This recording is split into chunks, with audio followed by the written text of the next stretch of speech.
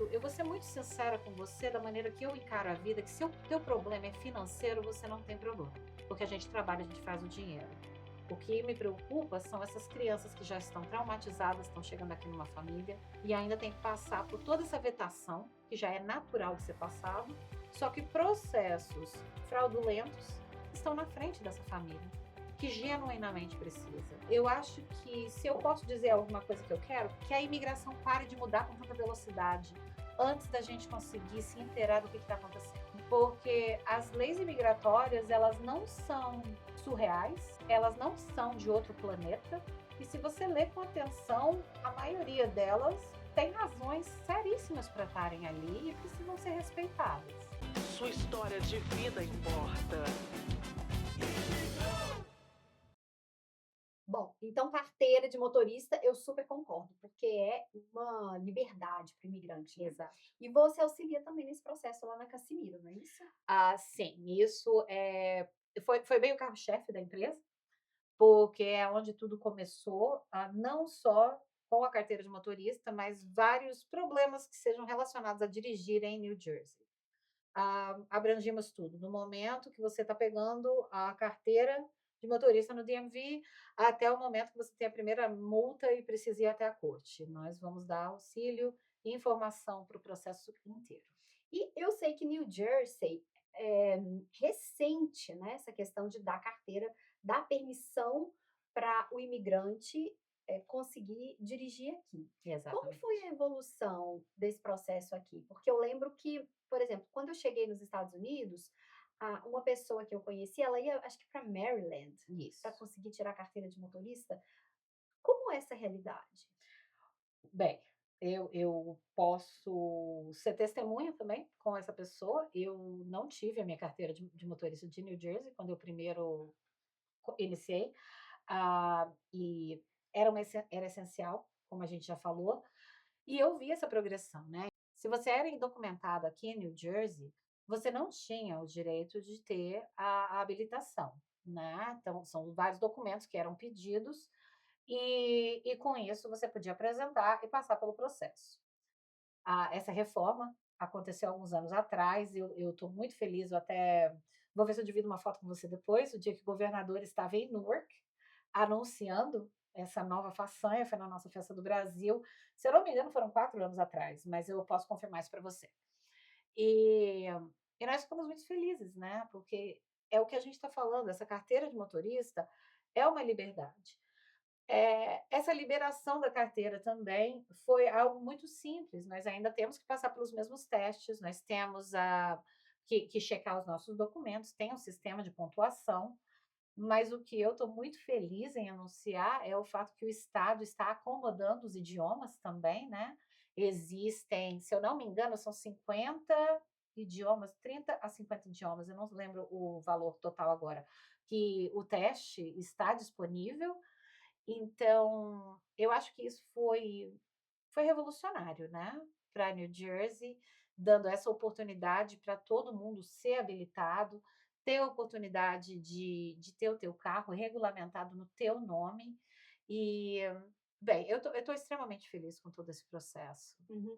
Só para contextualizar para quem acompanha do Brasil, aqui a lei, né, relacionada a trânsito, ela é estadual. Então, os estados eles têm políticas, eh, e legislação diferentes. Então, o que o governador de New Jersey decidiu já estava, por exemplo, valendo em outros estados, porque se Exato, antecederam. Eu acho aí o pessoal daqui que morava em New Jersey, como New Jersey não emitia carteira de motorista, para imigrante, tinha que ir para outro estado exato. para poder receber o documento, né. Exatamente. E foi bom que você separou essa ideia também, porque tem muitas pessoas que às vezes não entendem, né, como que é a estrutura de política aqui nos Estados Unidos, e eu sei que isso é algo que fica muito confuso para vocês, eu já tive várias conversas com os meus clientes tentando esclarecer isso, então vamos falar só um pouquinho aqui. A lei de trânsito aqui nos Estados Unidos, ela é uma lei estadual, e como o nome desse país já bem fala, Estados Unidos.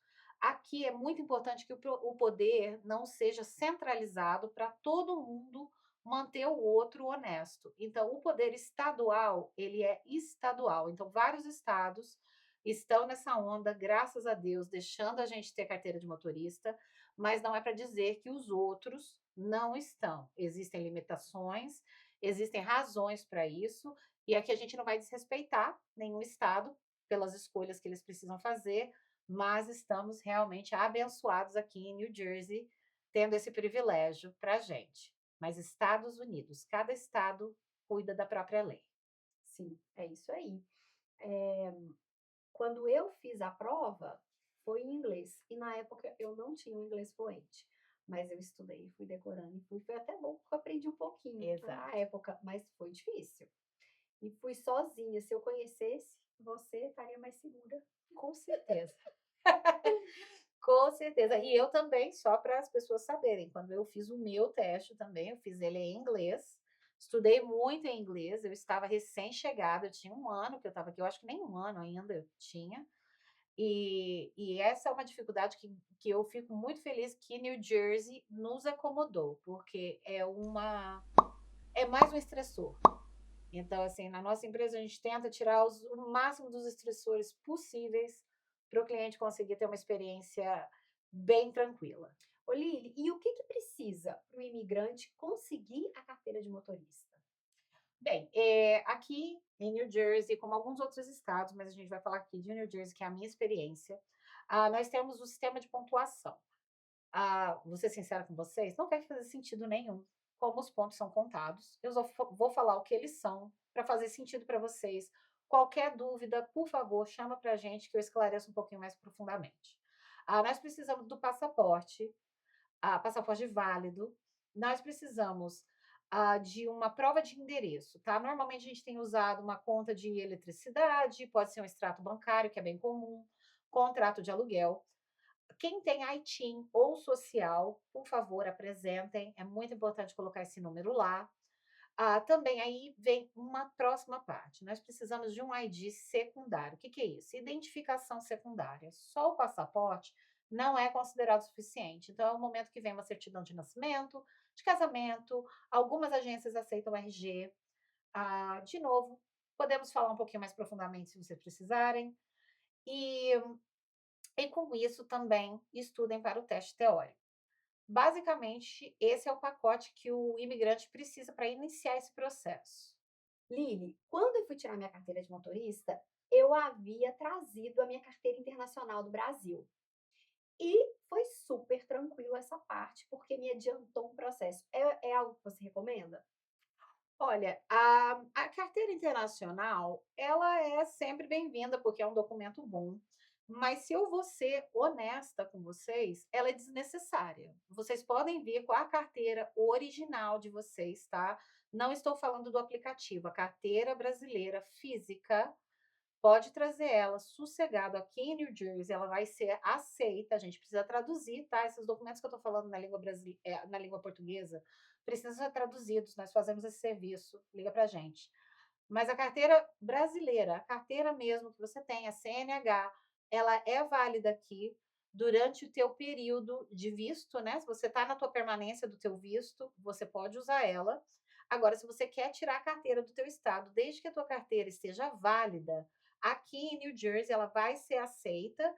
E eu vou dizer que 99% das vezes os agentes já te aprovam para tirar a tua carteira permanente. Você não precisa nem passar pelo teste de rua. Ô, Lili, nesse assunto de carro, né? Por exemplo, quando a gente vai começar a vida em outro país, isso foi uma coisa que eu senti demais. Eu e meu marido. Gente, eu já estava com tudo resolvido no Brasil. Eu já tinha carteira de motorista, eu acho que quando eu mudei para cá, eu tinha 19, eu vim. 15 anos que eu já tinha a minha carteira de motorista. Aí cheguei aqui, eu falei, nossa senhora, eu vou ter que até preencher o formulário. Senta lá e você chega, tá errado. Aí a moça manda. Gente, a gente tem que aprender tudo de novo. Sim, você vai tirar a Exato. identidade de novo, você vai tirar tudo de novo. E aí aconteceu uma coisa, depois que eu tava com a carteira, que eu já tava dirigindo. O meu marido, na verdade, né? Ele foi fazer uma entrada meio brusca, assim, já tinha passado um pouco a entrada e ele Uhum. pegou assim a direita para entrar no Costco. Mas nessa hora brotou assim do chão uma viatura que Sempre. estava paisana, ligou a sirene e fomos multados. Tudo bem, fomos multados. resultados e tal. Aí a multa chegou lá em casa, o Rodrigo já ia pagar, mas assim, no dia que a multa chegou, no dia seguinte, nós começamos a receber assim, muitas cartas de escritórios que prestam serviços de tanto escritório de advogados, mas também outros escritórios que prestam serviço Aham. jurídico, falando para a gente se defender, que iam ajudar. Aí nós ficamos assustados, falamos, gente, Sim. por que que... Se Olha, defender do quê? mais de 15 Yeah. correspondências chegaram no nosso correio. Com certeza é uma lei de paga para quem recebe determinado tipo de multa. E aí nós fomos conversar com um amigo nosso para perguntar, um amigo nosso que faz tour aqui, então ele anda de carro o tempo todo, a gente ligou, Uhum. Rodrigo, ele chama Rodrigo. Rodrigo, por favor, o que que acontece isso? Por que que a gente está recebendo tanta coisa para a gente contratar advogado? Nós só recebemos uma multa, peraí. Aí o Uhum. Rodrigo foi e falou, não, aqui na América você nunca paga multa. Primeiro você se defende. A gente ficou um pouco assustado. Isso é mito ou realidade?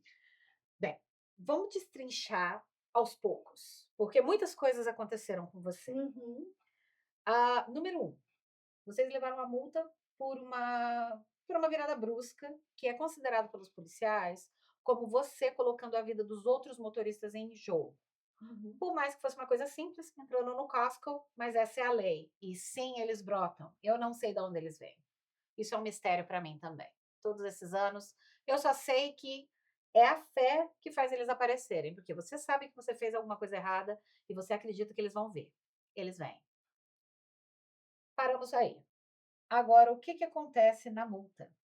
A multa que vocês tiveram era uma multa de pontos. Então, com isso, eu particularmente recomendo que pessoas que levaram multas com pontos se apresentem na corte, sim. E é mais ou menos o que o teu amigo falou. Não pague a multa? Jamais, não faça isso. Vamos analisar a multa. Eu acho que essa é a parte importante que ninguém conta aqui. Multas você não só paga, vai lá e paga na hora. Não. Mas você também não esquece dela. Vamos olhar qual é a infração. Por que que você levou essa multa? Ela dá ponto? Multa de pontuação de novo. O que que é uma multa de pontuação, Lili? Que coisa chata é essa? Se você passou um stop sign, o policial achou que você não parou o suficiente, 2 pontos. Você passou numa luz vermelha, você achou que estava amarela. Eu sei, todo mundo acha que ela estava amarela. Os policiais sabem, mas eles viram que ela estava vermelha, 2 pontos. Então, assim, tem essas coisinhas que parecem bobas, mas não são, que têm pontuação, elas podem ser só pagas, mas eu não recomendo. É melhor você pegar, marcar a tua audiência, pedir desculpas, pedir para os pontos serem retirados e pagar só a infração. Acredito que é isso que o teu amigo quis dizer. É. Agora, quando a gente está falando de uma multa de estacionamento, você estacionou num lugar proibido, a meter, né? Você colocou o dinheirinho ali na métrica para o estacionamento, venceu, você recebeu uma multa. Esse tipo de multa você pode pagar sossegado. Uhum. Não tenha problema nenhum. Se não tem certeza, de novo, estamos aqui para isso. Sim. Você também ajuda nessa tradução de toda essa linguagem aí de penalidade, de multa, de corte. Isso aí deixa a gente surtado, porque no Brasil a gente já sabe como funciona, né? Chega a cartinha do Detran, você fica nervoso, fala, nossa, mas estou colocando pardal em tudo, mas você vai lá e paga e pronto, né? Vai Exato. controlando ali seus pontos, mas no nosso caso, teve uma consequência séria. Por que que foi? Financeira, muito além da multa. O que aconteceu? Exato. Nós pensamos, o quê? Corte, me defender? Mas nem pensar, eu não quero confusão. Nós pagamos a... E Quando a gente pagou a multa, na teoria, depois que nós fomos aprender, nós assumimos a culpa. uhum. E quando a gente assume a culpa, a seguradora fica sabendo e ela entende que você fez Albert. e assumiu a responsabilidade de ter feito. Então a seguradora vai enxergar um risco no seu comportamento, um risco agravado e, em consequência, aumentou o nosso seguro. Fala um pouco sobre essa dinâmica aqui nos Estados Unidos, que é bem diferente do Brasil. No Brasil não tem essa ligação da pontuação da carteira com a formatação do preço do seguro, do Oh, prêmio. Olha, tá vendo? Aqui são os momentos que às vezes até eu aprendo um pouquinho com você. Eu tô aqui há muito tempo, então eu não posso muito comparar com o Brasil. Eu posso te Uhum. falar com segurança as consequências aqui. Como nós conversamos antes, eu venho de uma coisa de experiência. Eu não estou aprendendo por escolaridade. Eu cheguei aqui como vocês. Eu também não sabia como funcionava. Eu também levei várias multas. Algumas eu deveria ter ido na corte e eu também não sabia. O que que aconteceu aqui com a nossa amiga Karen? A partir do momento que eles levaram essa multa e pagaram, realmente, eles assumiram a culpa. Quando você assume a culpa, você já vai assumir também as consequências. Como tudo na vida tem consequências. Nesse caso, foram pontos na sua carteira. Eu estou assumindo 2, mas pela consequência podem ter sido até 3, dependendo do nível que o policial colocou na multa. Eu não vi a multa, não consigo te explicar direito. Eu nem sei quantos pontos foram, Eu gente. acredito que foram 3 só pelo que você falou do seguro. Porque o Uhum. que que acontece? Uma oscilação de 2 pontos é algo que até o DMV entende que pode acontecer, você pode pagar uma multa, 2 pontos podem acontecer. Mas quando passa de 3, você já está ficando um pouquinho inconsequente. É pouquinho, mas faz diferença. Aí, o DMV tem esses 3 pontos na tua carteira, e esses 3 pontos na tua carteira, eles vão ficar lá durante 1 ano ou 2, desde que você não cometa outra infração de ponto. Você acabou de receber isso, é a mesma coisa que a tua mãe falando que você está de castigo. Você cometeu uma infração grave que causou desconforto para outros motoristas. Você poderia ter batido o carro. Quem teria que cuidar do seu carro se você bateu? A seguradora. Então agora o problema é de todo mundo. Você se demonstrou uma pessoa que não é segura. Então a seguradora não quer lidar com as consequências do seu comportamento. E se ela tiver que lidar com essas consequências, vai custar mais. Então, vai doer no bolso deles? Adivinha? Vai doer no seu bolso. Com certeza é gestão de risco, não é isso? Gestão de Isso risco. aí é atuária, acabou, é só isso, é frio. E agora eu não quis ser tão fria com a minha querida amiga aqui, mas eu quero também trazer o ponto para vocês que a gente está aqui, a gente está tentando descontrair porque foi uma situação muito desconfortável. Mas não pense que são só as infrações de ponto que vão afetar o teu seguro. Porque se você é uma pessoa que está constantemente levando multas de estacionamento, você também é visto como menos responsável. Pode não ser na primeira nem na segunda, mas a acumulação de multas também afeta o seguro do teu carro. Vamos falar de green card. Existe o sonho americano e existe o sonho do imigrante. O green card é realmente um documento muito sonhado por nós, imigrantes. E o casamento é uma das formas de se conseguir o green card. Fala um pouco sobre isso. Olha, é porque o casamento, ele é a maneira mais direta. Então é por isso que todo mundo está sempre falando do casamento. Ah, se Deus quiser, você está num relacionamento extremamente fruitful, né? Uma coisa muito boa. Então esse casamento vai ser uma coisa só que vai adicionar e vai fazer a tua jornada para o green card muito mais rápida. Mas ela não é a única maneira de se fazer isso, né. Uhum. Eu acho que é aquela conversa que a gente já estava tendo há um tempinho atrás. É importante a gente se qualificar e continuar procurando outras portas, não ficar só dependente do casamento. Se desenvolver, não é? Exatamente, se desenvolver. Eu sei que é porque, de novo, o casamento é uma coisa tão direta, uma coisa tão rápida e como você colocou tão bem, é o green card, né, é o nosso sonho, é o sonho do imigrante. É ter esse documento, porque esse documento é extremamente importante, ele te liberta. O nome dele é Resident Card. Você é residente, é uma prova disso. Então Uhum, quem é que não quer? E quem é que não quer a maneira mais fácil de conseguir isso? uhum. Todo mundo. Mas existem outros caminhos, talvez um pouquinho mais diferente, talvez você tenha que pegar um pouquinho mais de evidência, provar outras coisas, mas eu queria um sonho muito no meu coração é as pessoas procurarem profissionais que possam abrir as outras portas que não são só o casamento. Muito bom.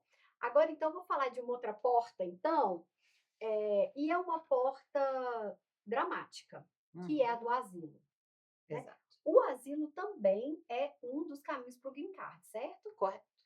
E eu quero falar o asilo político, né, Isso.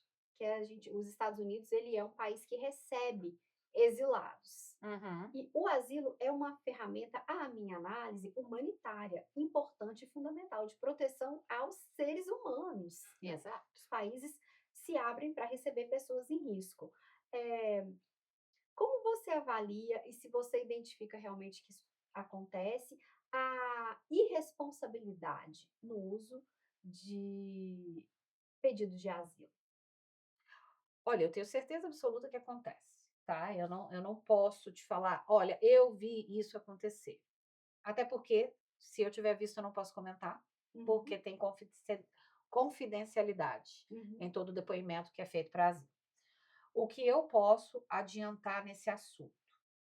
Eu noto que existem pessoas que se chamam profissionais, fazendo esse tipo de aplicação e não expressando exatamente o que é.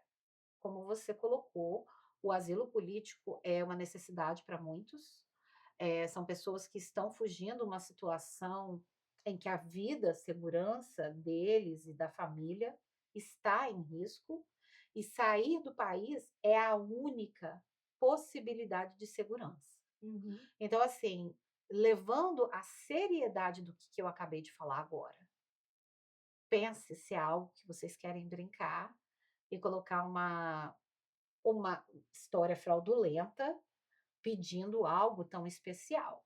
uhum, Então, assim, de novo, eu não posso atestar que vi, porque eu francamente não vi, mas eu acho muito inocente da minha parte dizer que não acontece. uhum. É uma ferramenta tão especial e importante do ponto de vista, da humanidade A mesmo, né, uma humanidade. alternativa, um legado, é uma coisa, uma conquista Exato. que, se perde por mau uso, tem uma responsabilidade ali, né, de quem está atuando de forma indevida, dando a finalidade indevida Indevida. para E essa alternativa. olha, e assim, a parte que eu posso te falar com segurança pelos anos que eu estou aqui nos Estados Unidos e por entender a ação de graças que existe no coração do americano, eu não acredito que o asilo vá acabar. Eu acredito que nunca vai acabar. Só que o que eu estou vendo que é o problema com essas aplicações questionáveis é a dificuldade. Já é um processo difícil. Já é um processo demorado. Eu já tive a oportunidade de acompanhar algumas famílias que estavam vindo do Haiti, né, quando eles tiveram todos os desastres, era um grupo grande. Nós estamos falando de asilo de uma família de, às vezes, 7, 8 pessoas chegando aqui junto. Agora imagina quanto tempo já não leva processar essa família inteira. Imagina se esse E processo o está custo também, né. o custo, olha, até o custo, eu vou ser muito sincera com você da maneira que eu encaro a vida, que se o teu problema é financeiro, você não tem problema, porque a gente trabalha, a gente faz o dinheiro.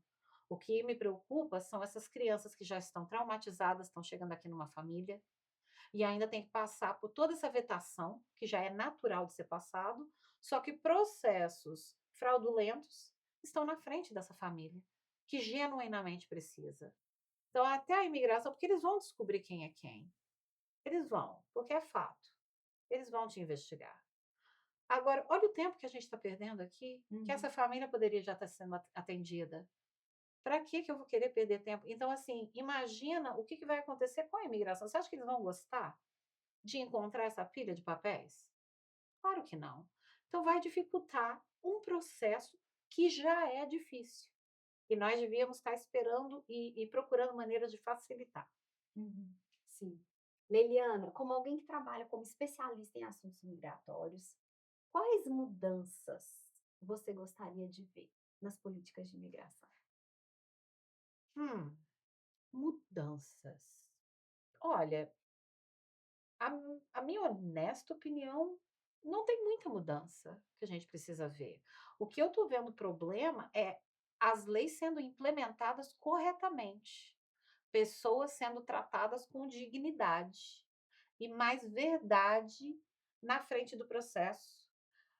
Eu acho que se eu posso dizer alguma coisa que eu quero, que a imigração pare de mudar com tanta velocidade, antes da gente conseguir se inteirar do que está acontecendo. Uhum. Porque as leis imigratórias, elas não são surreais, elas não são de outro planeta, e se você ler com atenção, a maioria delas tem razões seríssimas para estarem ali e precisam ser respeitadas. Só que a maneira do que as pessoas estão, como eu posso falar? Ah, Interpretando? interpretando e também esse medo todo que as pessoas estão querendo colocar, que palavra que eu posso usar para isso? Polemizando? Polemizando, isso. Sensacionalizando, né? Sensacionalismo. O sensacionalismo que acontece com pessoas que não sabem o que é a lei é a parte que me incomoda.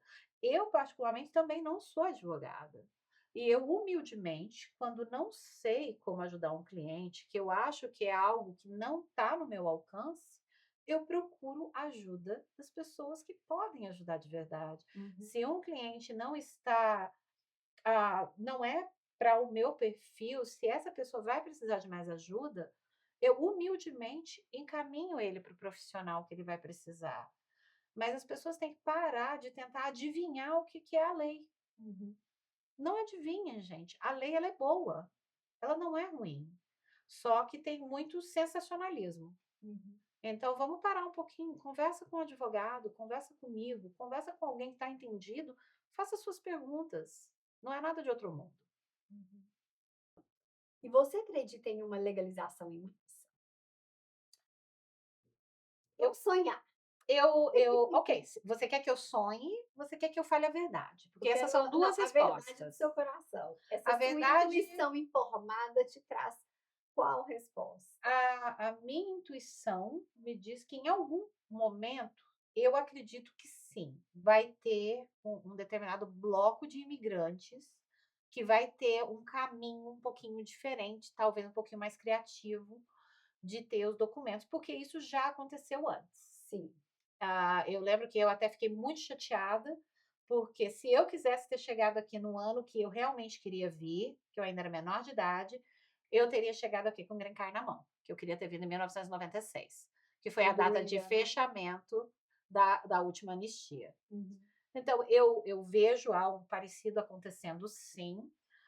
De novo, é muito uma coisa que eu prego muito com os meus clientes, que é se façam corretos. Uhum. Organizem o máximo de documentos possíveis. Estejam em uma posição de sucesso, vamos colocar assim. Porque se uma anistia acontece, é só isso que vocês vão precisar.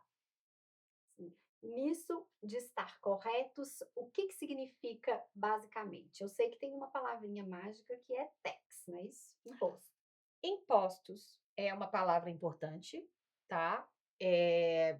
Assim, está correto. Ai, como que eu vou estar correto se eu já estou fora de estado? Gente, isso é uma infração. Tem outras coisas que colocam você numa posição correta. Se você tem uma multa, como a gente já conversou, cuide disso, pague, vai na corte, não perca nenhuma corte. Se você tem inseguranças em relação a ir na corte pessoalmente, contrata um advogado, mas não deixe de ir. Ande correto, tenta não levar multas, tente não cometer crimes. Eu acho que esse é um dos mais fáceis. Uhum.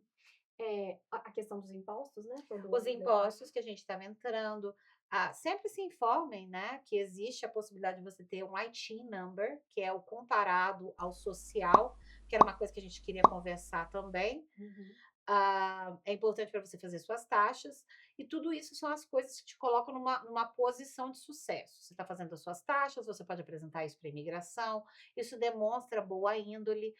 Nós falamos também de seguro de vida, é uma coisa também que te coloca numa posição de sucesso. Tá com seus documentos em dia, tudo que você consegue estar em dia, esteja, que vai te ajudar no final. E a questão de receber benefícios do Estado? Eu já ouvi dizer, realmente ouvi dizer mesmo, não é nada que eu saiba, que eu tenha conhecimento, que quem recebe benefício do Estado tem mais dificuldade de conseguir se regularizar. Isso é verdade? Eu não olha, pelo que eu tenho acompanhado nas entrevistas, não vou falar nem que é dificuldade. Você vai ter uma entrevista muito difícil se você pegou algum tipo de benefício estadual no seu nome. Aí, de novo, vamos esclarecer algo. Se o seu filho nasceu aqui nos Estados Unidos, é cidadão americano, Uhum. o seu filho tem direitos à assistência social. Agora, se você não tem green card e não é cidadão. Você não tem direito à assistência social. Você não vai ter benefícios do governo. Não pode. Você não Uhum. pode ter benefícios do governo.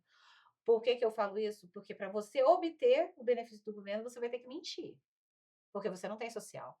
Uhum. Então, assim, desencadeia uma cascada Mas de a eventos. mãe, o pai imigrante pode receber aplicar e receber pelo filho, sem prejuízo numa possível legalização. Exatamente. É que assim, nós temos que lembrar que, como nós estamos aqui como imigrantes, nós estamos nos legalizando, nós temos que ter o poder de compra, nós temos que Uhum, poder nos sustentar. uhum, Então, quando a gente está pedindo assistência social, você está admitindo que você não consegue. uhum. Então, não estou dizendo que você não vai pegar o teu green card. Você vai pegar, o benefício não foi no seu nome, mas a entrevista vai ir nessa área. Por que que você pegou? O que que estava acontecendo nesse momento? Vão ter perguntas, você vai ser questionado. E eu quero usar esse momento para também esclarecer uma separação que eu tenho visto as pessoas pecarem muito em entrevistas na imigração. A ajuda da assistência social não é a mesma coisa do que charity care. Charity care é um benefício, que a gente está tendo, que você aplica para um hospital para ter tratamento médico. Isso não é do Estado, isso é algo privado, tá? Eu só queria deixar essa distinção, porque às vezes você está recebendo isso, você acha que você está recebendo algo do Estado. Você não está. Isso é uma organização privada do hospital, tá? Sim, muito bom você tocar nesse assunto, porque é uma dúvida. A Uhum, mãe que teve a filha ou filho em um hospital e se uhum. aplicou para fazer o pré-natal e teve o filho em um hospital com todo organizadinho e não pagou por isso, porque ela foi aprovada nessa aplicação. Isso Exatamente. é o charity care. Isso, Ah, tá isso. bom. Isso não é um E benefício social. não, isso não é um benefício do Estado. Uhum. Isso todos os hospitais, eu não vou falar do país inteiro, porque eu não conheço o país inteiro, mas eu falo por New Jersey.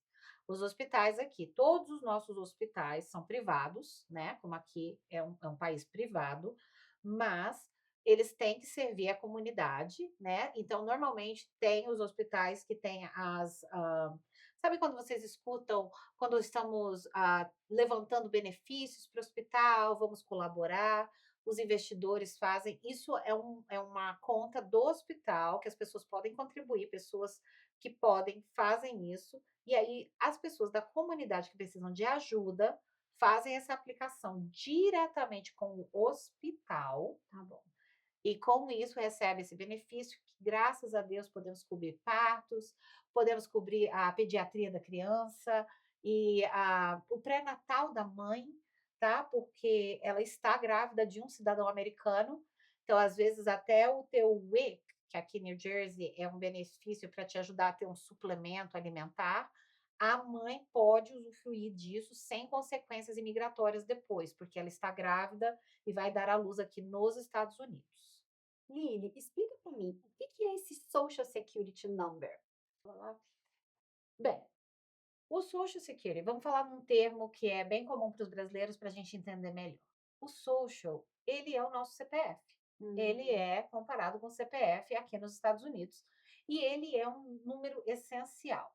Só que o que acontece? Ele sozinho não faz nada, né?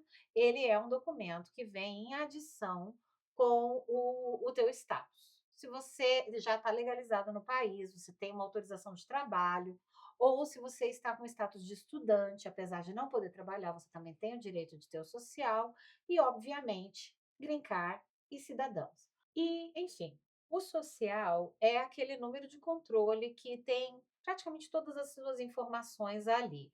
Quando você divulga esse número, pode ser para um cargo que você tá sendo contratado, é aonde eles vão saber que você está autorizado a trabalhar aqui, você pode ter a tua vida financeira e você pode usar esse número em várias situações aonde você precisa ter um controle aqui dentro dos Estados Unidos.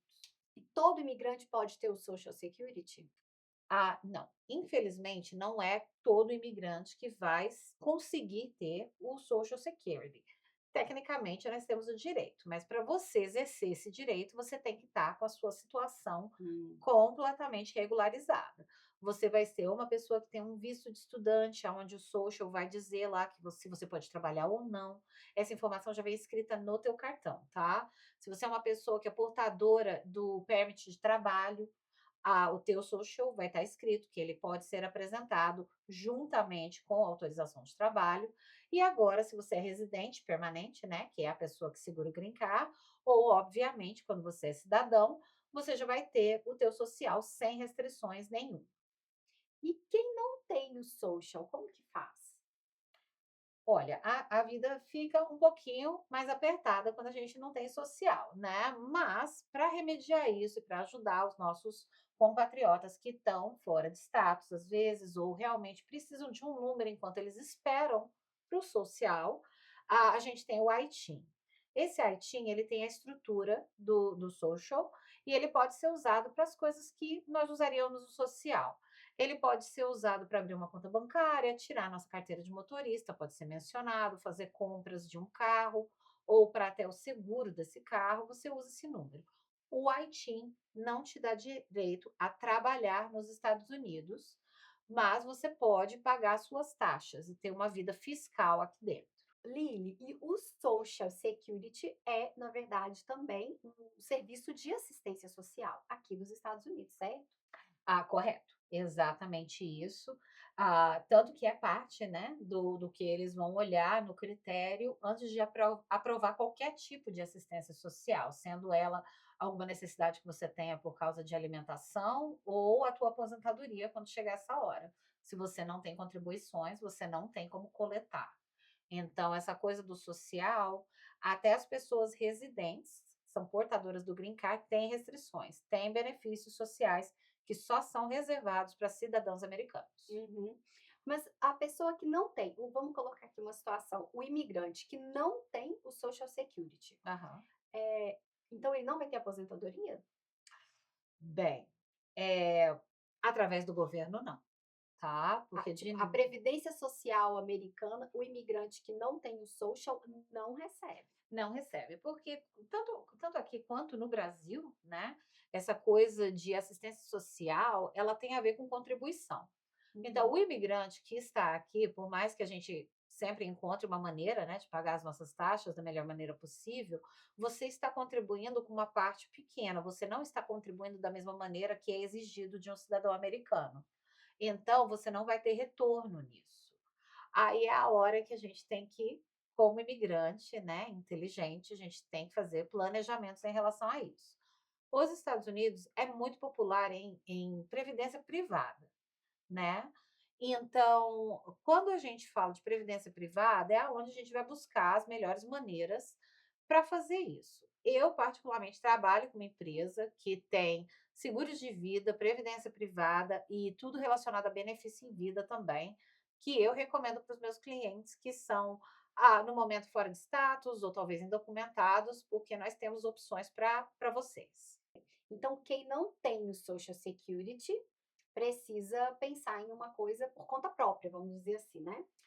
Olha, exatamente, mas eu vou expandir um pouquinho no que a gente está conversando aqui, porque não é só uma pessoa que não tem social, tá? Porque, francamente, se você aprender um pouquinho aqui da Previdência nos Estados Unidos e o Social Security, você também vai saber que é uma instituição que não vai te pagar tanto assim.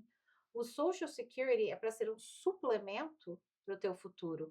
Então, mesmo que você está legalizado no país e você tem os seus documentos, até mesmo cidadão americano, o seguro de vida, previdência a previdência privada e o benefício em vida são uma necessidade igual água.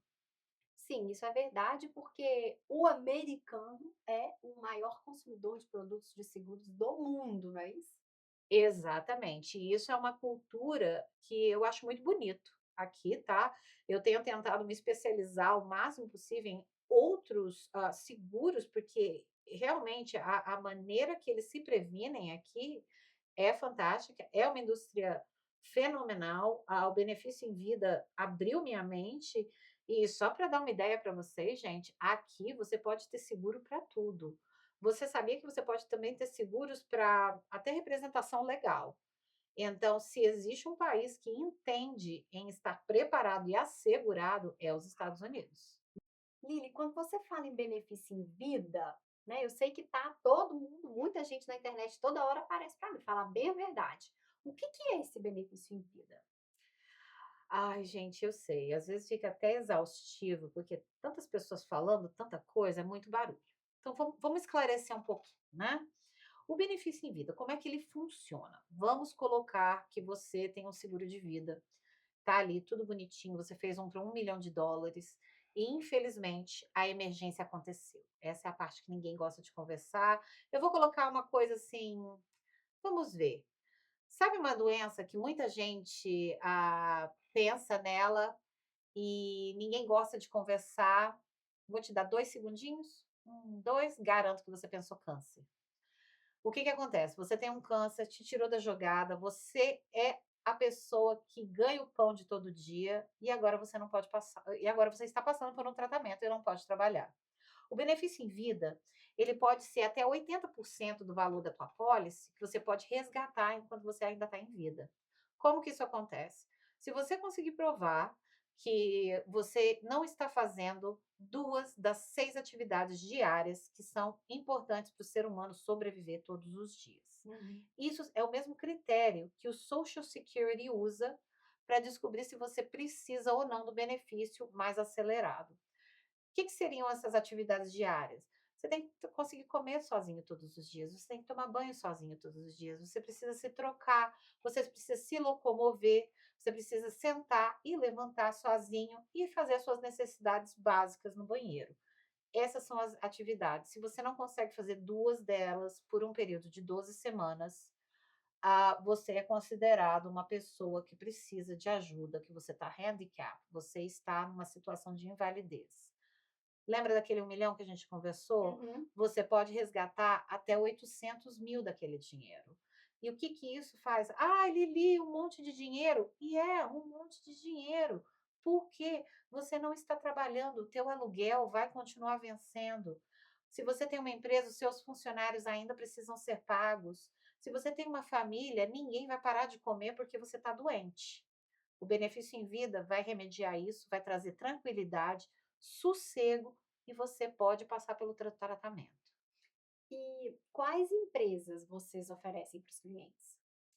Olha, eu trabalho para uma agência, então eu não trabalho diretamente com uma empresa de seguros. Por que que eu decidi fazer dessa maneira? Eu posso descobrir a necessidade do meu cliente e, com isso, eu fazer uma decisão de qual vai ser a melhor empresa para satisfazer essas necessidades. Eu vou falar para vocês as que são populares, né, na nossa comunidade, porque tem acomodado muitos dos problemas de saúde que a nossa comunidade tem, que é muita pressão alta, às vezes um infarto, problemas de coração, cânceres variados. De novo, ninguém gosta de falar disso, mas, gente, é a nossa realidade, nós temos que nos prevenir, tá? As empresas que têm me acomodado com muito carinho são a National Life, a Ameritas e a TM Max. Essas são as primeiras que vêm na cabeça, mas eu tenho mais de 200 que eu posso ir atrás e descobrir qual é a necessidade pessoal do meu cliente e oferecer o produto adequado. E tem uma hora ideal para o imigrante buscar esse tipo de contrato? Sim, existe. A partir do momento que você tomou a decisão de morar dentro dos Estados Unidos, que você vai ingressar aqui com a corda toda, o seguro de vida com benefício em vida vai ser essencial, porque, de novo, ele vai cobrir você em todos os outros momentos em que você pode estar precisando dessa ajuda. Então, Decidiu ficar nos Estados Unidos, está na hora de procurar o teu seguro com benefício em vida. Ter um seguro, né, mostrar essa preocupação com o futuro, é um ato de responsabilidade, pode contar positivo num eventual processo de imigração? Ah, não só pode, ele conta positivo no teu processo de imigração. E isso está demonstrando, como você colocou, responsabilidade e você está prevenindo problemas futuros. Você não vai deixar o país segurando uma conta que é sua. Então, isso é super bem visto e é recomendado. Antes da gente terminar, eu gostaria que você me contasse qual foi o seu melhor momento na América. Olha, depois de muitos altos e baixos, muitas experiências, eu acho que eu posso falar com toda certeza que é ser mãe. Ser mãe na América, uma que foi uma experiência fantástica, o fato de gerar uma criança é algo que eu sempre quis, mas, apesar de todas as dificuldades, ter minha filha aqui também me aproximou a ser mais brasileira, a me apegar mais na comunidade. Eu tive um grupo lindo de mulheres que me acolheram e eu acho que, assim, de novo, apesar de todas as dificuldades, todos os altos e baixos, foi algo que adicionou muito para minha vida. Segurar um nenenzinho, não é? Mesmo tá longe da Exatamente. família, mas faz a diferença na vida da gente, não? A diferença maior é o momento em que você se dá conta que você acabou de virar uma família. Uhum. E é aquele momento quando você pega aquele bebê na tua mão e se você consegue olhar além do medo, você vê o tanto de oportunidade que está ali. Como que pode, não é? Aquela coisa que sai da gente, abre o olho e, meu Deus do céu, é como uma vez eu ouvi que é como tocar a eternidade, né? Oh, yeah. Coisa Eu mais penso linda. muito nisso, porque é a fonte da juventude. Não tem como você olhar um bebezinho que saiu de você e não acreditar em Deus. Eu fico assim, não É, tem eu como. concordo. Não, eu vou além, que para mim o acreditar em Deus veio na hora do parto. Eu tive uma fé incontrolável de que meu corpo sabe o que fazer. A gente está programado, não é? Tem uma É, coisa maior Deus já no fez assim, comando, tá exato. perfeito. Isso daqui eu não fiz nada disso, isso daqui ele já fez, tá perfeito. É lindo. Yeah. Olha, muito obrigada, Lili, por você ter vindo, por ter participado conosco. Agradeço muito ter dividido a sua trajetória e ter confiado estar aqui contando essa história e compartilhado para poder ajudar tanta gente, trazendo informação, que é o que você vem aí armazenando, não é? Que é conhecimento. Exatamente. Não, muito obrigada por me receber tão carinhosamente. Essa conversa foi maravilhosa, definitivamente. Espero que ajude vocês, que traga informação, um pouquinho de descontração e um pouquinho de informação para vocês também querendo decidir vir para cá um dia para visitar ou para ficar. Espero ter esclarecido e dividido o suficiente para encorajar vocês a ter uma vida muito boa e próspera aqui nos Estados Unidos. Muito obrigada. Sua história de vida importa.